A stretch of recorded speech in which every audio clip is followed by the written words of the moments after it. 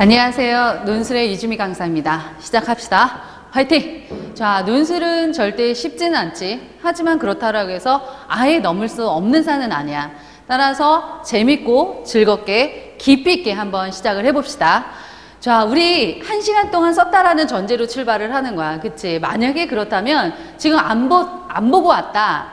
끄고 다시 보고 오고 봤다라고 하면 지금부터 켜서 같이 보면 되고, 근데 아무리 봐도 잘 모르겠어요 라고 한다면 아, 이렇게 풀어가는구나 를 인식하면 되는 거야. 따라서 노력 없이 얻어지는 건 아무것도 없으니까 한번 읽고 삽질해보고 그 다음에 오시기 바랍니다. 시작을 한번 해볼까? 자, 유지미와 함께하는 논술 콘서트야. 지난번에도 얘기한 것처럼 왜 논술 콘서트라고 이름 졌다고? 어렵지만 즐겁게 한번 해보자라는 거야. 놀듯이 즐겁게 갑시다. 자, 목차를 볼까? 포인트 1, 문제 전체 보기야. 그래서 몇 주 동안 함께 한 게 문제 전체 보기고, 오늘은 그럼 어디다 포인트를 맞출 거냐면 답안의 설계하기, 그 다음에 실전 첨삭 및 예시 답안이에서 전체 흐름을 쭉 보면서 아, 여기가 내가 지금 문제구나, 이걸 내가 지금 모르고 있고 여기가 문제구나 하고 계속 클릭하면서 따라오셔야 됩니다. 자, 그 다음 봅시다. 이게 뭘까? 누워있어? 일어나 있어? 누워있지. 선생님이 뭐라고 제목을 줬냐면 나는 내가 한 짓을 알고 있다. 삽질 3탄이야.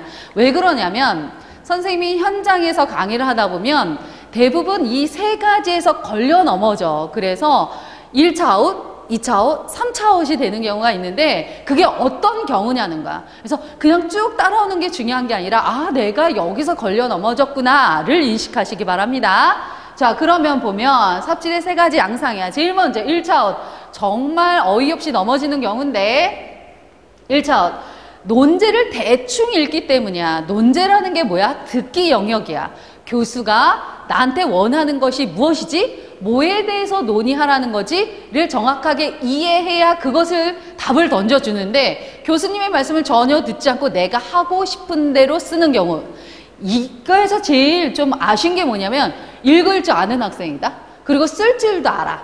근데 무엇을 묻는지 몰라서 아웃되는 경우가 있어서 이게 너무 아쉬워. 그래서 1차 아웃. 논제 대충 읽어서 어떻게 돼? 읽어야 할 방향과 써야 할 내용이 어떻게 되겠어? 오류가 되겠지.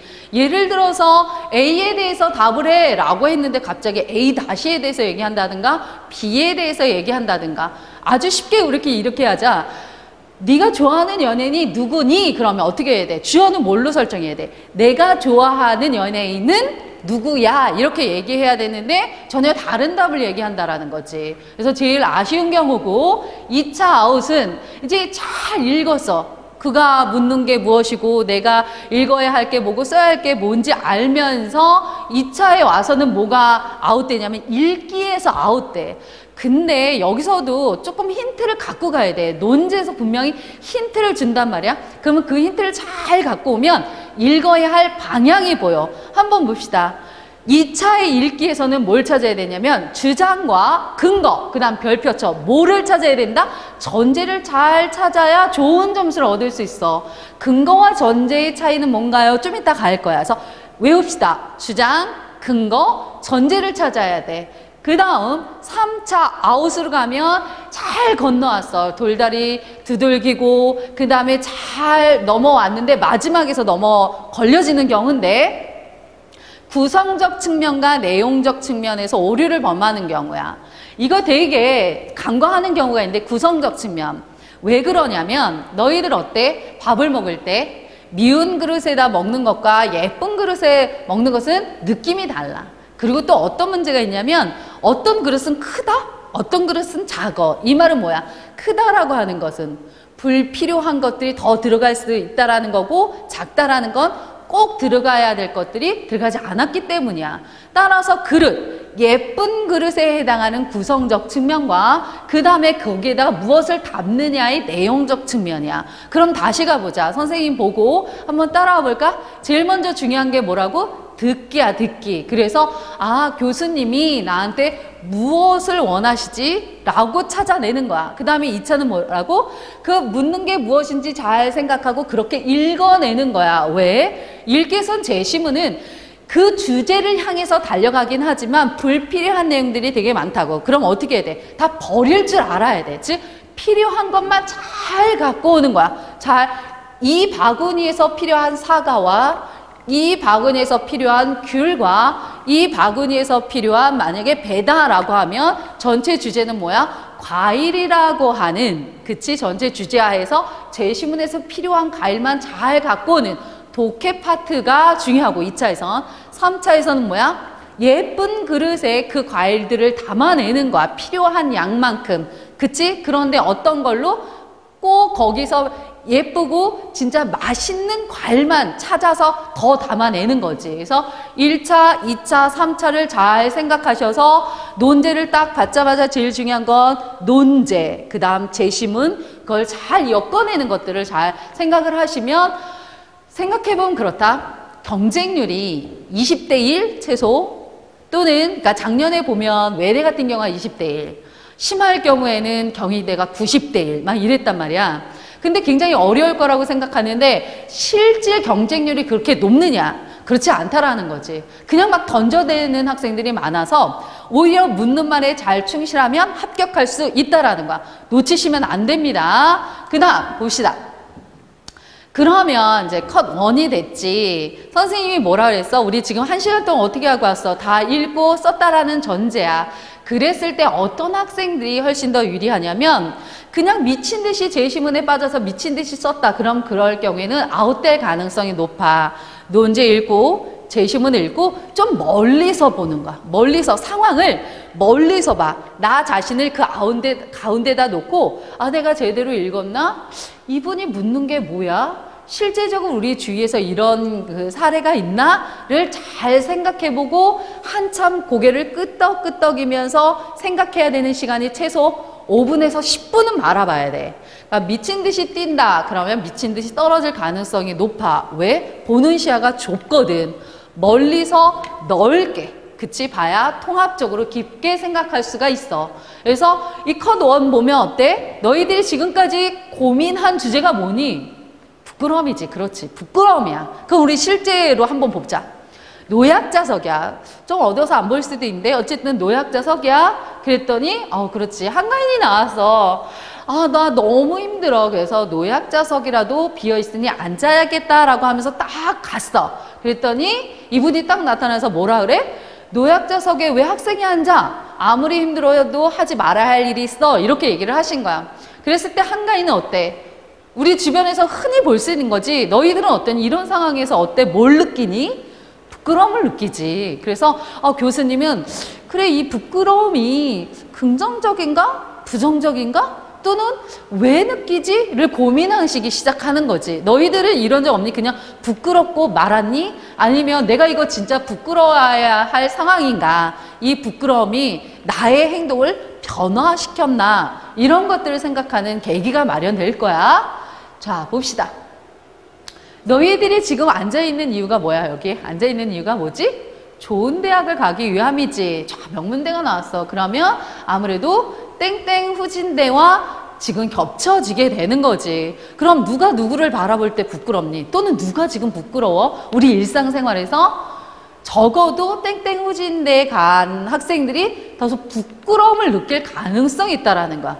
그럼 왜 그래야 되는 거고, 그럼 이 부끄러움이 과연 긍정적인지 부정적인지 한번 고민해 보자라는 거야. 이해니? 즉 논술은 뭐야? 우리 주변에 흔히 가깝게 생각하고 고민할 기회를 던져주는 상황이라는 거지. 아주 어려운 게 아니야, 얘들아. 선생님이 현장에서 가르치면서 느끼는 건 뭐냐면 그냥 논술은 뭐다? 이꼬로 어렵다라는 거야. 왜 어려워? 묻는 말이 되게 어려운 것 같거든. 되게 깊이 있게 생각해야 될 것 같거든. 근데 그렇지 않다라는 거야. 우리 주변에서 흔히 그렇지 않아? 만약에 명문대에 간 학생들은 부끄럽지 않을 것 같아. 당당할 것 같아. 왜냐는 거야. 후진대 간 학생들은 왜 내가 부끄러움을 느껴야 하는 거지. 그래서 부끄러움이란 과연 무엇인가로부터 출발하는 거야. 이런 과정을 거쳐야 돼. 물론 알아. 이게 연습이 안 돼 있는 학생들은 다소 진짜 어렵거든. 이렇게 생각한다는 것 자체가 절대 쉬운 거는 아니야. 하지만 몇 번을 이렇게 자꾸 풀어보다 보면 그 제시문을 조금 멀리서 보면 우리 일상생활에 이런 게 없나? 내가 이런 건 느껴본 적은 없나? 아, 그러다가 이게 끝나잖아? 너희들 집에 갈 때 정도 되면 버스 안에서 딱 손잡이를 들고 아, 노약자석이 보이는 순간 내가 저기 앉으면 부끄러운데? 왜 부끄럽지? 그게 진짜 정당한 거야? 이렇게 생각이 너희들을 변화시킨다고. 그래서 논술은 굉장히 매력적인 과목인데 너희들이 어렵게 생각할까봐 흔히 우리가 볼 수 있는 얘기를 갖고 왔어. 그럼 마지막에 어떻게 끝내는지 한번 봅시다. 자, 문제 전체 복기. 선생님이 가장 중요하게 생각하는 게 바로 이거지. 전체적으로 봐라. 거시적으로 보고 통합적으로 봐라. 미시적으로 보고 부분적으로 보는 학생들은 그 단락단락은 잘 쓸지는 모르지만 바늘이 위에서부터 쭉 깨어나갔을 때 어때? 중간에서 딱 잘린다고. 그러면 더 이상 얘기가 진척이 안 돼. 즉 그럴 때 우리는 뭐라 그러지? 야, 너는 무슨 말 하는 거야 결국은? 그래서 일관적이지가 않아. 뭐에 대해서 얘기하는 거야? 이렇게 끝나는 거라고. 그래서 전체적으로 보는 연습을 꼭 하셔야 됩니다. 자, 논제 보자. 여기서부터 이제 실제적으로 그러니까 논술 저 잘 모르겠어요 라고 하는 학생들이 여기서부터 되게 주목할 파트야. 봅시다. 1과 2의 주장을 비교하고 끊어야 되겠지. 그 다음에 1, 2, 3 모두를 참조하여 끊어야 되겠지. 부끄러움에 대한 자신의 견해를 제시하시오. 끊어. 그래서 총 몇 자라고? 900자. 어디다 동그라미 쳐야 돼? 비교하시오라고. 비교. 주장을 비교한다는 게 대체 무엇인가야? 선생님이 항상 그 예를 드는 게 있지. 소년시대와 너희들 요즘에 좋아하는 걸스데이? 아무튼 이 있다라고 한다면 어떠니? 비교하라라고 했을 땐 예를 들어서 인원수가 몇 명 대 몇 명이야. 나이는 몇 대고 예를 들어서 20대 중반이고 20대 초야. 키는 예를 들어서 170대 165야. 이런 식으로 비교하는 거지. 지금 그럼 선생님 뭐를 설정했니? 기준을 설정해서 1대1로 대응시키고 있다고. 이걸 놓치면 안 돼, 얘들아. 근데 너희들은 비교하라라고 했을 때 어떻게 쓰는지 아니? 지문 1을 주구장창 뭐해? 요약하고 2를 주구장창 요약한다고. 물론 틀린 거는 아니지만 점수에는 굉장한 차이가 있다고. 왜? 비교라고 하는 건 놓치지 마. 뭘 전제로 해? 각각을 요약을 한 다음에 기준을 내가 설정해서 필요한 것을 어떻게 해야 돼? 끌어오는 거라고. 따라서 그냥 단순하게 나열한 학생과 기준을 잘 잡아서 자기가 대응시키는 학생의 답안은 어때? 질적인 차이가 있어. 다시 한번 외워보자. 선생님은 입 밖으로 끌어내는 수업을 굉장히 좋아하는데 왜 그래? 너희들 들으면서 만족하면 안 돼. 듣고서 그래, 그래. 그리고 나는 글 엉뚱하게 쓴다고. 그래서 선생님이 현강에서 계속해서 외우게 하는 거라고. 다시 외워볼까? 비교는 뭐라고? 뭘 전제로 해? 요약을 전제로 해. 하지만 그치 다른 게 뭐야? 기준을 설정해서 필요한 부분만 갖고 올 줄 아는 게 뭐야? 비교라. 그러면 중요한 점수 차이는 뭐겠어? 기준을 설정한다. 1대1로 대응시킨다라고 하는 거지. 그 다음 어디다 동그라미 쳐야 돼? 모두를 참조하라 그랬어. 그러면 여기서 들어가야 될 게 뭐지? 재심 간의 관계야. 분명히 힌트 줬어. 1과 2를 비교하라는 건 뭐지? 1과 2가 친구일 수도 있지만 뭘 가능성이 더 훨씬 더 많아? 적이라고. 그치? 그러면 1과 1은 대응이야. 근데 갑자기 땅 하고 뭐가 나타났어? 3이 나왔어. 그러면 3이 1의 친구인지 2의 친구인지 또는 제3의 관점인지 너희들이 먼저 고려해야 돼. 또는 어떠니? 3이 사례일 수도 있다고. 사례 한번 물어볼까? 여기서 너희들이 한참 시간이 소요돼야 되는데 아쉬운 건 뭐냐면 논제 그냥 대충 읽는다는 거지. 그러면 안 돼. 사례일 경우는 어때? 이 관점에서 보면 해석이 달라지고 이 관점에서 보면 또 해석이 달라져. 예를 들어볼까? 우리 지난번에 할 때 김준현, 개그맨 김준현이다 라고 했을 때 어때? 웃음적인 측면, 사람을 즐겁게 한다는 측면에서는 어때? 좋은 사람이지. 그치? 그러나 만약에 체격이라든가 마른 사람을 옹호하는 그런 관점이다라고 한다면 어때? 이거는 좋지 않아. 이렇게 나올 수 있어. 즉 사례라고 하는 것은 어떤 관점에서 보느냐에 따라 뭐가 달라져? 해석이 달라진다라는 거야. 따라서 여기서 1, 2, 3이라고 했을 때 너희는 뭘 생각해야 돼? 3이 어떤 관계를 맺지? 앞에 있는 제시문과 그걸 생각하고 읽어내는 학생과 그렇지 않은 학생은 뭐가 달라져?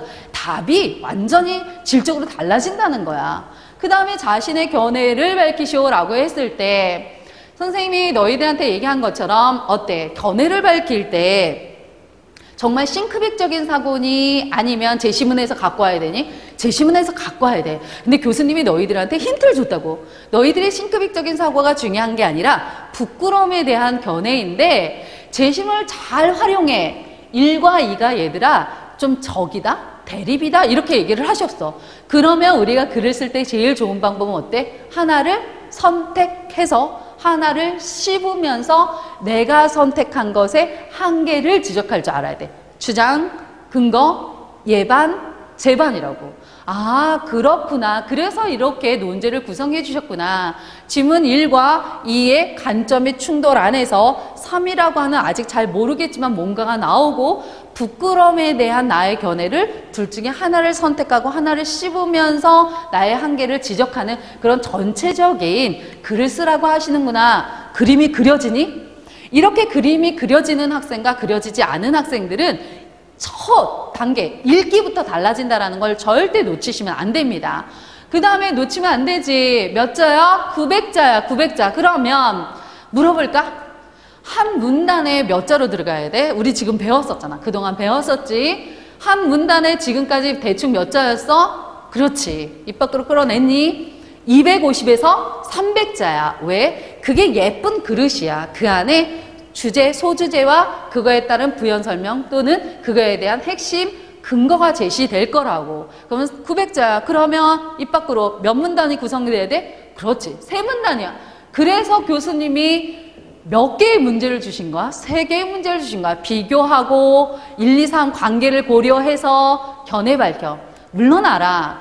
비교와 견해에서 점수가 어디다가 더 많이 가겠어? 견해겠지. 그럼 어디에 그릇을 조금 더 크게 하면 돼? 견해 그릇을 조금 더 크게 하고 나머지를 좀 줄여주는 거지.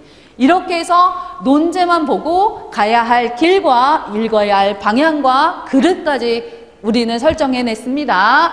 자, 따라서 놓치지 마십시오. 어디에서? 논제에서 모든 힌트를 찾아오셔야 됩니다. 논제를 만약에 1분 만에 읽었다. 몇 분 만에 떨어지는 거야? 1분 만에 떨어지는 거야. 그래서 논제를 정확하게 뭐까지도 조사까지도 씹어 삼켜 먹을 정도로 정확하게 읽으셔야 됩니다. 이해하셨죠? 자, 문제의식이야. 이 문제 왜 냈지? 논술 문제는 왜 낸다 그래서 이 세상이 잘 돌아가서 내는 거야? 좀 안 돼서 내는 거야? 잘 안 돼서 내는 거지. 그럼 분명히 문제의식이 있을 거라고. 이 문제의식이 대체 뭘까? 근데 어디에서 힌트를 줬어? 논제에서 뭐에 대해서 얘기하라 그랬어? 부끄러움이지. 근데 부끄러움에 땡땡을 찾아야 돼. 부끄러움은 너무나 광범위해. 부끄러움이 뭐? 그러면 부끄러움의 전반적인 얘기를 하다가 끝날 거라고. 부끄러움의 어떤 측면, 부끄러움의 뭐에 대해서 얘기하지? 라고 찾으면서 읽으려고 하는 학생과 그렇지 않은 학생의 답의 방향이 달라진다라는 거야. 찾았니 혹시? 그렇지. 사회적 가치와 기능이라고. 만약 이거 찾지 못했다. 그럼 다시 제시문을 읽고 와야 돼. 왜 내가 어디서 못 찾았지? 힌트를 주셨는데 왜 못 찾았지? 라고 하는 거야. 선생님이 이 문제에 대해서 첨삭을 하면서 느꼈던 건 뭐냐면 진짜 너무 강범위해. 부끄러움의 강범위한 논의에서 끝나거든. 근데 분명히 제시문 이래서 무슨 힌트를 줬을까? 그치. 맹저빠가 부끄러움을 왜 느끼라고 했을까? 맨 마지막에 뭐해? 사회의 악을 근절한다 라고 하는 것을 혹시 읽었니? 그치. 부끄러움의 어떤 측면이야? 사회적 측면에 대해서 얘기를 하는가. 선생님이 여기서부터 답의 질이 달라진다라고 보거든. 그러면 지문 간의 관계를 보시면 1과 2 안에 무엇이 있다? 3이 있다. 찾아내라는 거야. 다시 한번 이제 지금까지 했던 거 기억해 볼래? 논제 분석했어. 그치. 그 다음에 뭐 파악했니? 문제의식 파악했지. 그 다음 뭘로 와서? 제시문 간의 관계까지 왔어. 즉 선생님은 너희들에게 권장하고 싶은 건 뭐냐면 그냥 쭉 읽고 그냥 끄는 게 아니라 쭉 듣고 끄는 것이 아니라 잠깐 계속 스탑해. 그래서 이게 뭐야? 왜 내가 사회적 가치를 찾지 못했어? 왜 제시문의 관계를 내가 왜 고려하지 못했지? 끊임없이 확인하고 쫓아오셔야 됩니다. 그 다음 삶의 역할을 정확하게 파악해야 논의의 정확도가 높아진다. 아까 기억하니 첫 번째 뭐였어? 부끄러움의 뭐에 대해서? 부끄러움의 사회적 가치와 기능에 대해서 찾지 못한 사람은 사실 말해서 그냥 아웃이야. 왜? 정확하게 좁혀서 그거에 대해 깊이 있게 논의해야 되는데 너무 광범위하게 얘기했기 때문에 두리뭉실하게 끝난다고. 그치? 그 다음에 두 번째 선생님이 첨삭할 때 뭘 보냐면 재심은 삶의 어떤 역할을 파악했나는 거지. 그걸 왜 줬을까야? 그것을 충분하게 활용하라는 거지. 그래야 어때? 풍부한 논증이 되거든. 풍부한 근거를 활용할 수 있거든요. 이해했습니까? 자, 출제 의도 한번 봅시다. 출제 의도가 뭘까? 이 문제 대체 왜 냈을까? 부끄러움을 느끼는 게 괜찮은 건가? 부끄러움을 왜 느끼는 거지? 로 끝나는 것이 아니라 그래서 우리가 지금 부끄러움을 제대로 이해하고 있는 거야. 내가 부끄럽지 않은 상황이구나. 이걸 공부하고 나면 아, 이거는 내가 부끄러워할 이유가 없었던 거야 라고 할 땐 뭐가 생겨? 자기에 대한 당당함이 생기지. 아, 그리고 이건 조금 내가 부끄러워했어야 했네 라고 하면 어때? 나의 행동을 변화시키지. 즉 논술이라고 하는 것은 읽고 이해하는 것이 끝이 아니라 나를 점검하고 나를 돌아볼 수 있는 기회를 준다는 거야. 물론 이럴 수 있지. 선생님 지금 저는요, 지금 저를 돌아볼 시간은 없어요. 지금 대학에 우선 가는 게 목적이에요. 이해해. 그럴 수도 있어. 하지만 분명히 논술은 너희들을 변화시킨다라는 거고, 사회적 리더라고 하는 것은 어때? 입 밖으로 끌어내서 지식을 읊어내는 사람이 아니라 내가 솔선수범 나서서 내가 행동으로 보여줄 수 있는 사람이라고. 그럼 이것들은 충분하게 마음속, 그 다음에 너희들을 변화시키는 데까지 깊숙하게 끌고 가야 돼. 나중에라도 아마 고민하게 될 것 같아. 자, 답안의 설계하기야. 출제도는 이제 마지막 파트에 가서 이해할 수 있겠지. 답안 설계를 한번 해봅시다. 전체 답안을 구성하는 게 되게 중요한데 왜 그러냐면 아까 얘기했지. 선생님이 작은 그릇에, 예를 들어서 균이란 예쁜 그릇에 담아야 하는데 너무 큰 그릇을 갖고 와서 어때? 잡것을 막 넣게 되거든. 너무나 작은 것을 갖고 와서 어때? 들어가야 되는 것이 들어가지 않게 되거든. 그래서 전체 답안을 구성하는 게 좋은데 너네들이 다 읽고 뭐를 머릿속에 확 띄냐면 스크린을 딱 띄워. 뭐를 띄워? 원고지를 띄우라는가. 원고지를 띄워서 그렇구나. 아까 생각나니 900자니까 몇 문단이었어? 3문단이었다고. 3문단. 그치. 그러면 첫 번째 문단을 머릿속에 그려봐. 비교할 거야 나는. 그 다음에 3에 뭔가 나왔으니까 그거에 대해서 활용할 거야. 그 다음 뭐야? 견해 파트를 쓸 거야. 왜 그랬어? 아까 견해에 점수를 더 배점을 한다라는 건 너희도 인정하잖아. 그치? 비교보단 견해가 중요하다고. 그러면 견해의 비중을 조금 늘리고 나머지를 줄이는 센스를 가지고 오면 되는 거야. 그래서 머릿속에 그릇을 그려놔야 거기에 담을 내용들을 설정할 수 있다라는 거지. 자,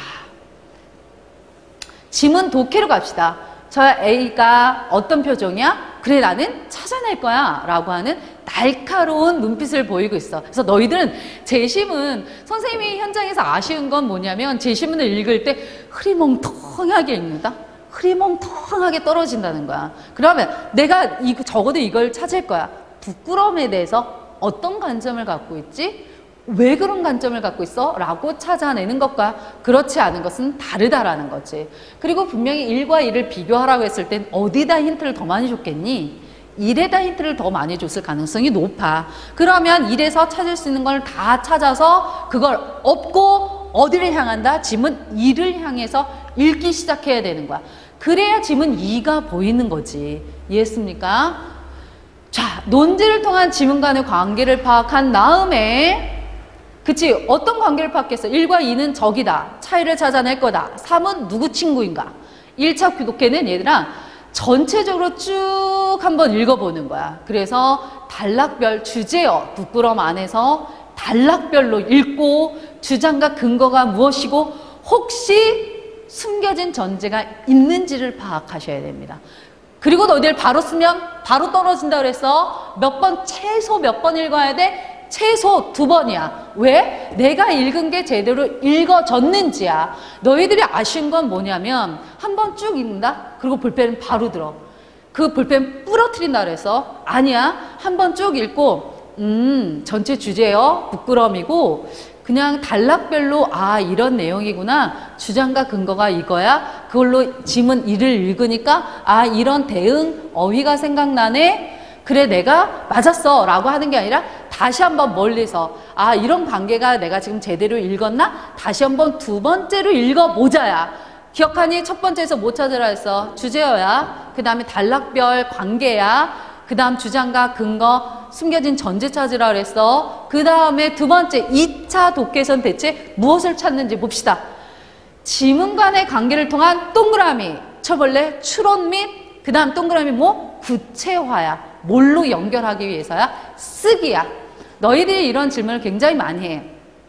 선생님 알겠어요. 이제 읽기는 알겠는데요. 그래서 어떻게 쓰라고요? 라고 얘기를 굉장히 많이 하는데 어떻게 쓰라고요? 하는 이 파트가 몇 번째 읽으면서 구성하는 거라고? 두 번째 읽으면서 아 이게 키워드니까 지문 2에는 나오진 않았지만 이걸로 내가 생각해 봐야 돼. 그치? 예를 들어 볼래? 선천적이야. 본심이래. 내가 갖고 있는 거래. 그럼 지문 2에선 뭐라고 나올 가능성이 높아? 후천적이야. 사회가 만들어낸 거야. 이렇게 나올 가능성이 있기 때문에 너희들을 추론하면서 어휘로 구체화시키라는 거야. 그것이 뭐야? 너희들의 어휘력을 드러내고 점수의 차이가 나타나는 거지. 예를 들어보면 고려에 대해서는 뭐라 그래? 키워드가 몇 개가 나오느냐에 따라 뭘 다르게 배정한다? 점수를 배정하는 거야. 다르게.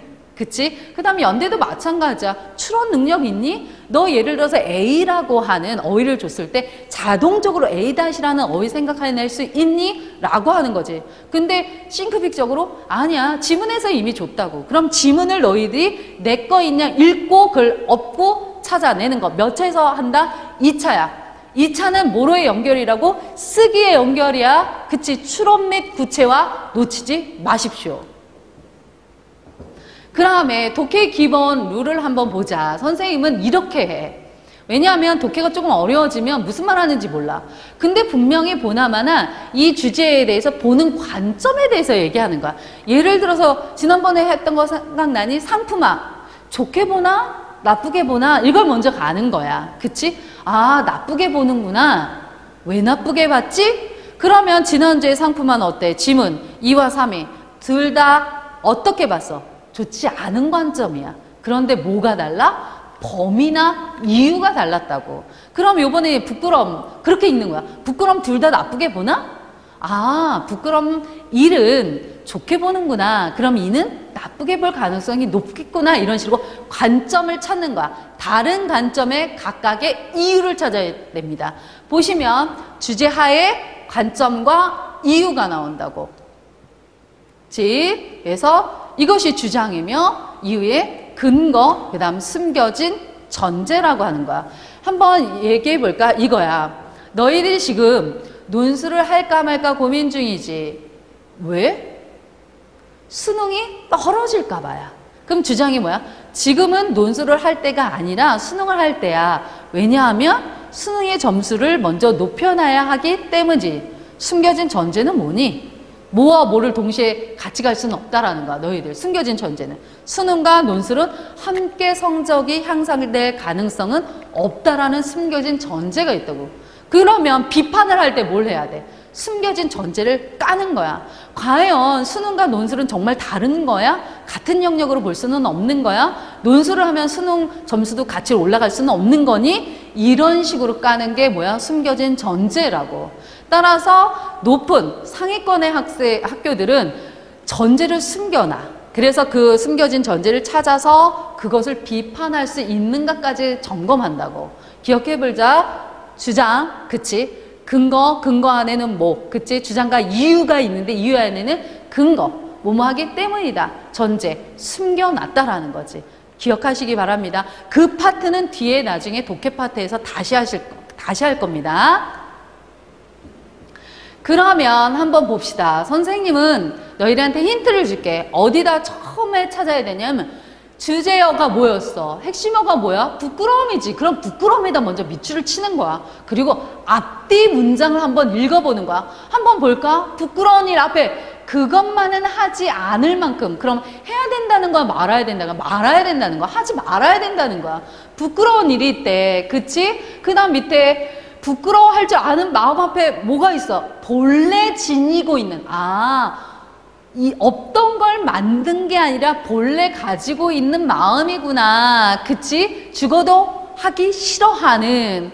근데 부끄러워할 줄 아는 마음이 없으면 어때? 사람이 아니다. 그러면 반드시 갖고 있어야 되는 거야, 그치? 그 다음 맨 끝에 보면 부끄러워할 줄 아는 마음을 길러주면 사회의 악은 저절로 사라진다.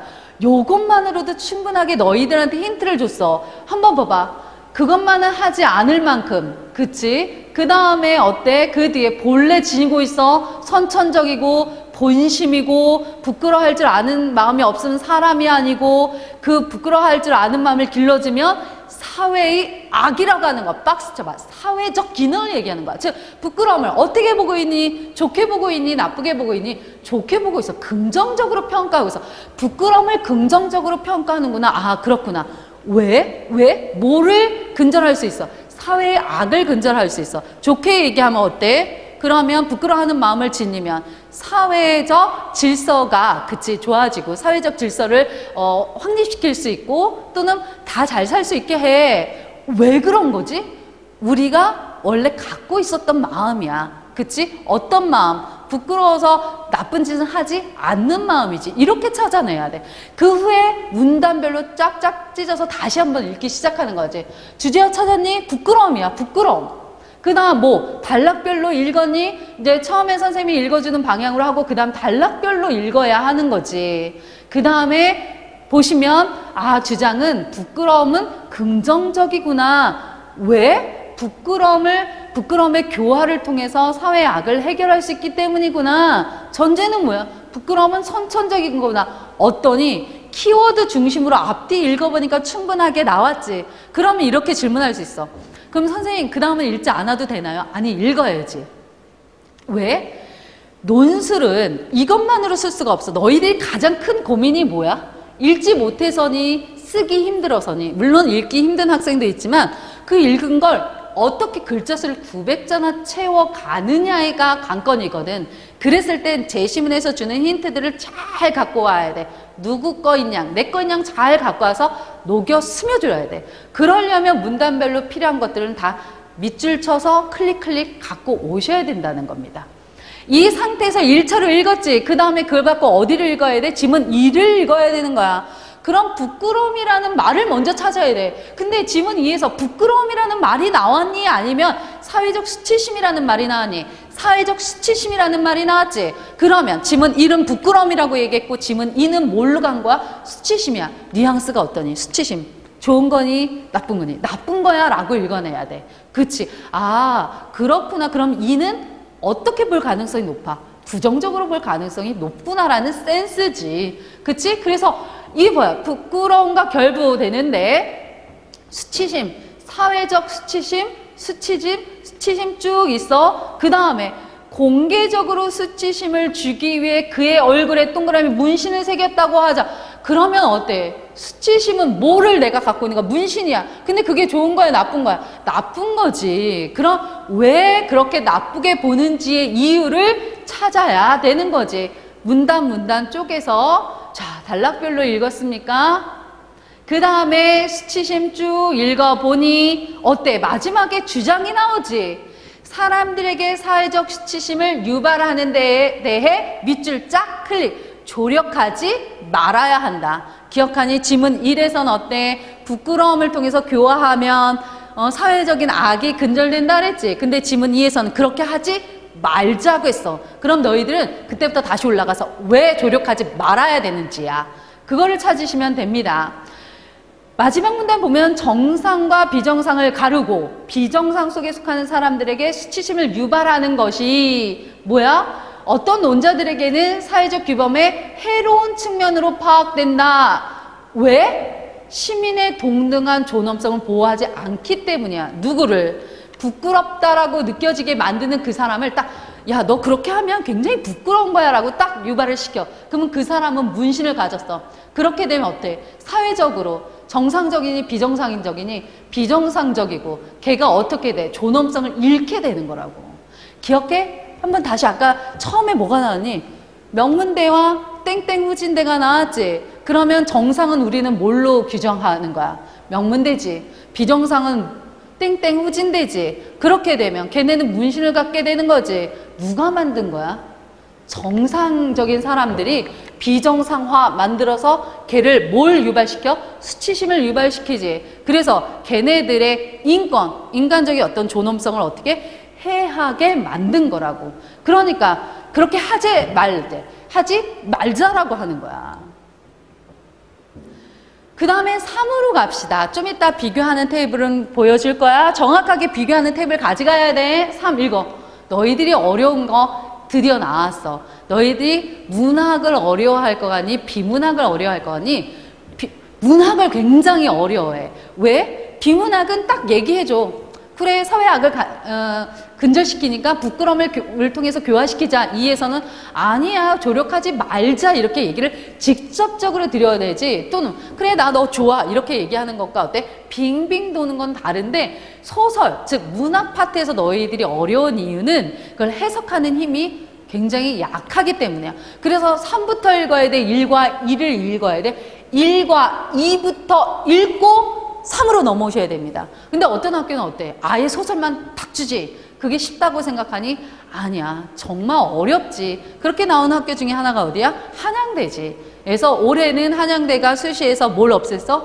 체제를 없앴어. 따라서 연습을 잘 하셔야 되는데 결코 만만치는 않아. 어쨌든 간에 그거는 차후에 다시 얘기하고, 뭐부터 읽는다? 비문학부터 읽어서 주장과 근거를 정확하게 설정하고 그걸 갖고 소설을 읽어내기 시작하셔야 됩니다. 와, 누가 나오니? 누나와 내가 나와. 이렇게 했을 때는, 즉 소설이 나왔다. 인물 누나와 나가 나와. 사건은 뭐야? 내가 장난으로 누나의 옷을 들고 도망을 갔어. 그랬더니 누나는 끝내 죽음에 이르게 되지. 이 지문 3만 단독으로 읽을 땐 이거 뭐야? 이렇게 읽는데 이렇게 읽지 말라는 거야. 뭐 어떤 측면에서 읽어야 된다는 거야? 부끄러움의 측면에서 이게 원래 있었던 본심인 건지, 사회가 만들어낸 건지, 또는 이게 사회의 악을 근절시키는 건지, 아니면 수치심을 통해서 누군가를 배제시키는 건지를 통해서 읽어야 돼. 근데 아까 얘기했어. 이 3은 사례지. 따라서 어떤 관점에서 읽어내느냐에 따라 뭐가 달라진다? 해석이 달라진다는 겁니다. 지문 전체 한번 봅시다. 그래서 지문 1과 2가 나왔습니다. 아까 충분하게 했죠. 본심입니다. 본심이야. 근데 이거는 규범이야. 그치? 그 다음에 이거는 교화를 시키면 악은 저절로 사라져. 그게 아니지. 조력하지 말아야지. 왜? 소외계층을 선별하는 수단이라고. 생각해보면 그래? 땡땡 후진대가 진짜 그렇게 부끄러워해야 돼? 물론 알아. 이래서 보면 어때? 너 정말 최선을 다하지 않았잖아. 따라서 너는 어떻게 해야 돼? 부끄러워할 줄 알아야 돼. 그거 인정해. 만약에 노력하지 않았다면. 하지만 그 하나만으로 땡땡 후진대에 갔다라고 해서 전적으로 부끄러워해야 할 이유는 없다고. 또 소외계층으로 전락할 필요는 없다라는 거겠지. 그래서 너희들 이거 반드시 하십시오. 너희들의 삽질 한번 봅시다. 견해 파트는 뭘 전제로 하냐면 정확한 독해를 전제로 해. 그치? 1과 2를 정확하게 읽어내지 못한다면 그 이유는 무너지게 돼 있어. 기초를 정확하게 닦지 않으면 어때? 피라미드가 형성되지 않아. 그래서 밑에가 단단하게 비교의 기준이 뭐야? 그걸 갖고 내가 견해를 펼쳐야 되겠네 라고 쭉 하나로 어때? 잡고 쭉 빼야 되거든. 그랬을 때 필요한 게, 그래서 선생님은 표를 통해서 비교할 줄 알아야 한다는 거야. 보면 기준, 부끄러움의 기원과 사회적 가치라고 하는 것을 반드시 주고, 긍정이냐 부정이냐, 근거는 무엇이냐, 전제는 무엇이냐, 이렇게 해 놓으셔야 어때? 정확한 답을 씁니다. 이렇게 해놓고 그걸 그대로 어떻게 가야 돼? 원고지의 구성으로 가야 돼. 기억하니? 다시 보자. 우리 비교 파트 몇 자 쓰기로 했지? 300자야. 그치? 그러면 요걸로 300자를 채워야 되는데 어떻게 채우는지를 보여드릴게. 어떻게 채우느냐? 원고지야. 원고지가 드디어 나왔어. 이걸로 300자를 어떻게 채워? 그렇지. 300자를 채우는데 비교 기준을, 아까 뭐야? 부끄러움의 사회적 가치와 기능에 대해서 앞에 딱 쳐줘야 돼. 반드시 무슨 식으로 쓴다? 두괄식으로 써야 돼. 미괄식으로 쓰는 순간 애매해져. 점수 따기가. 그 다음 1에 대한 분석을 125자, 2에 대한 분석을 125자로 가져가시면 됩니다. 그럼 다시 갈까? 이게 총 300자인데 이거에 대한 부연 설명 50자, 지문 1이 125자, 2가 125자야. 원고지가 그려지니 원고지를 다시 스크린 딱 띄워. 그래서 300, 250, 400이야. 그래서 300자는 어떻게 쓴다고? 앞에 기준을 설정해. 기준. 그치? 그 상태에서 지문 1, 125자, 2, 125자. 이렇게 설정을 해야 필요한 어휘를 끌어올 수 있는 힘이 생기게 됩니다. 오케이. 그래서 스크린을 띄우는 연습을 반드시 하시기 바랍니다. 보입니까? 지문 3의 활용을 합니다. 아까 얘기했어. 누나와 나는 지문 1에서 보느냐, 지문 2에서 보느냐에 따라서 해석이 달라지는 거야. 지문 1에서 보면 누나의 부끄러움은 뭐야? 선천적인 거야. 여자의 몸을 보여줄 수 없다라는 거지. 2에서 보는 건 어때? 그건 사회가 만들어낸 거야. 적어도 여자의 몸을 보여주지 말자라고 하는 거지. 1에서 보면 나는 어때? 자신의 잘못된 행위를 늦게라도 깨달을 수 있었다라는 거지. 근데 어때? 2에서 보면 그게 아니라 사회 안에서 자라다 보니 사회적 주체로 성장하면서 이해할 수 있게 됐다라는 거지. 보는 거 어때? 즉 이런 식으로 나왔을 때 사례가 나왔다 라고 한다면 어떤 관점에서 보느냐에 따라서 다르다라는 걸 너희들이 반드시 써줘야 돼. 그럼 이거 원고지로 갑시다. 원고지 어디에 나옵니까? 두 번째 문단이지. 이렇게 해서 250자 정도로 너희들이 활용 및 논증을 해줄 수 있어야 돼.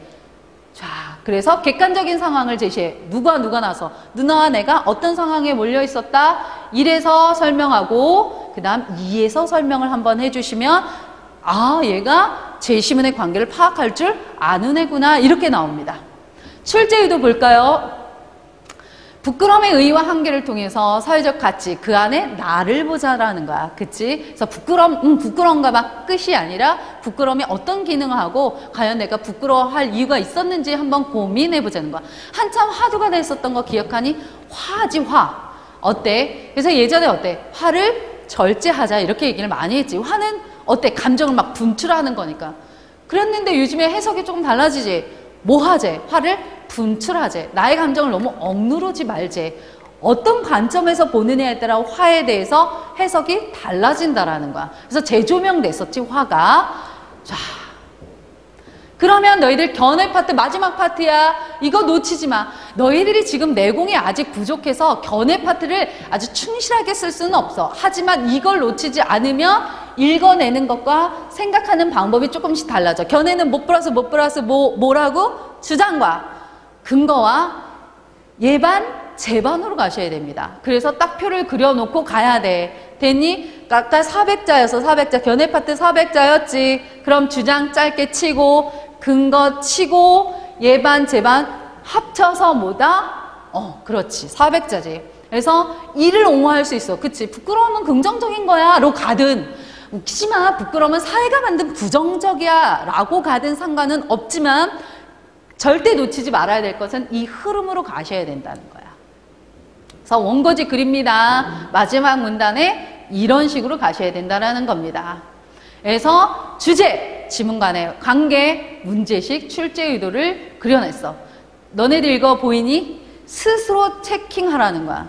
인강을 들으면서 너희들이 참 문제가 있거나 좀 아쉬운 게 뭐야? 첨삭 파트지. 근데 자꾸 듣다 보면 스스로 첨삭하는 힘이 길러진다. 그래서 이거를 갖고 내가 주제를 중심으로 읽었었는지를 스스로 한번 너희들이 지금 앞에 갖고 있는 글 있지? 그걸 한번 체킹 한번 해봐. 주제에 대해서 썼니?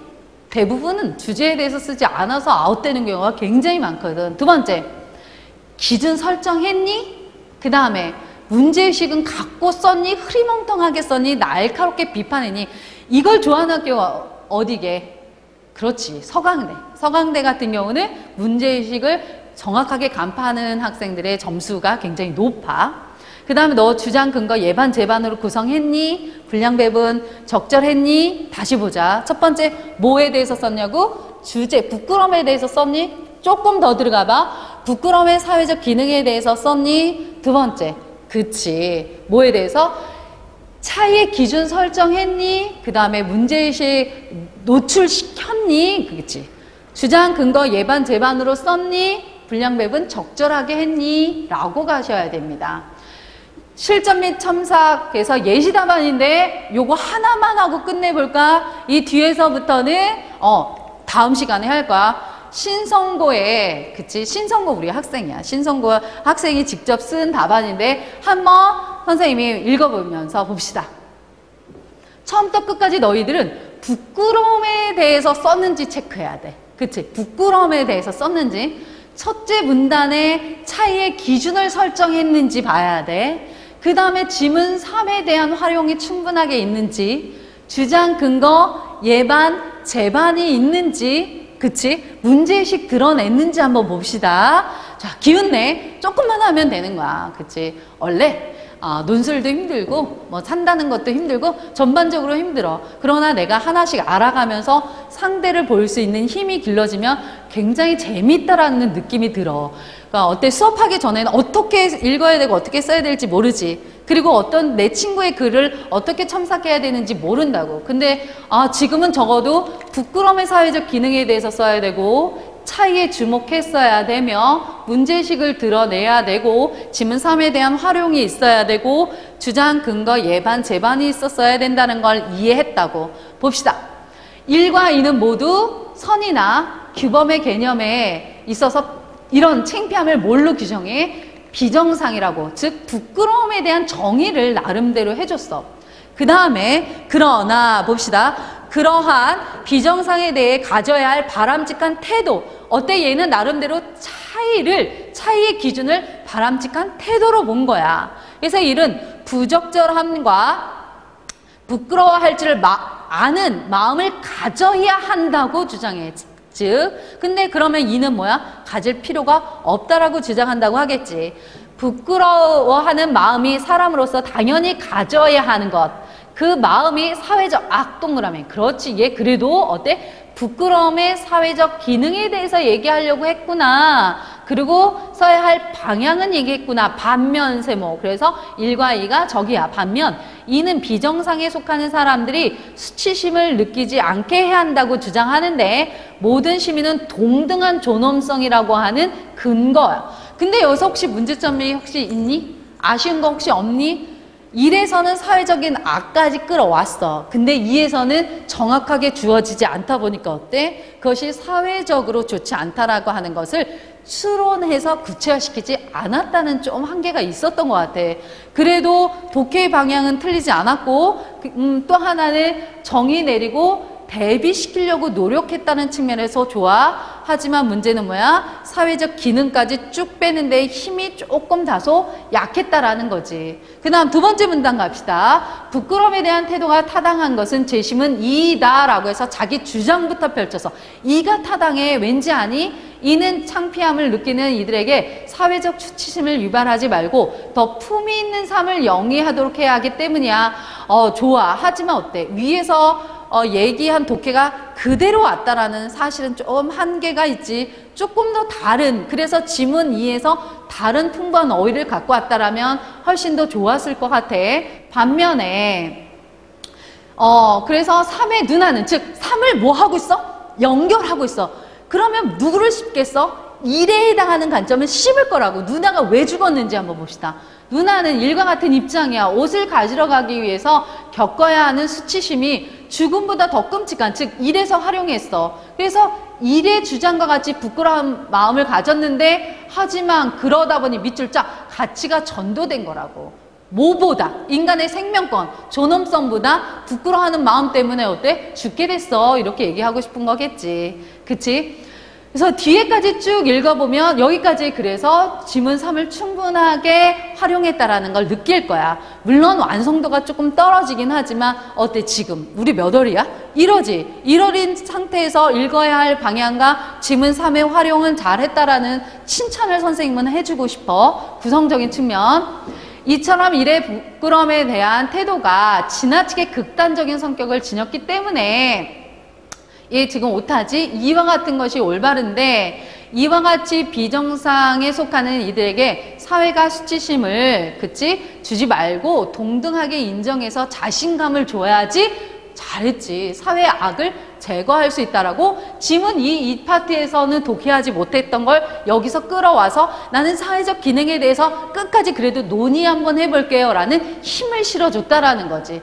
그래서 여기까지 왔어. 즉 비교, 활용, 주장과 근거 파트고, 주장과 근거와 예반, 재반이 있고 전체적인 사회적 기능에 대해서 얘기를 했어. 물론 지적해 줄 거는 많지만 지금 몇 월이야? 1월이지. 1월인 측면에선 굉장히 선생님은 잘했다라는 생각을 했어. 주제를 중심으로 썼는지 차이를 기준으로 썼는지 문제의식 갖고 있지. 사회적인 문제점을 발생한다라고 하는 게 나왔습니다. 그래서 너희들이 이 유지 학생은 앞쪽을 굉장히 잘 썼는데 뒤에 견해 파트가 조금 아쉬운 상태였었고, 세 번째 파트 우리 학생은 읽기는 정확하게 했는데 견해가 전혀, 특히 아쉬운 건 사회적 기능에 대해서 읽지 못해서 뒤에가 살짝 약하다는 한계가 있어. 그래서 선생님이 준 예시 답안을 쭉 읽어보셔야 됩니다. 다음 주에 이어서 사실은 이 나머지 학생들의 답안을 다시 한번 얘기하고 예시 답안에 대해서 얘기를 할 거야. 그래서 다시 한번 와볼까? 그럼 어때? 누가 진짜 부끄러움을 느껴야 되는 건 사실은 공부를 열심히 하지 않아. 본성에 충실하지 않았어. 따라서 열심히 할 거야 라는 긍정적인 측면도 있지만, 혹시 명문대가 후진대를 바라보면서 아예 공부 못하는 녀석이라고 얘기를 해서 누가 부끄러움을 느끼는 우리 후진대가 과연 부끄러움을 느껴야 할 상황인지에 대해서 고민해 보자라는 거야. 이해하셨습니까?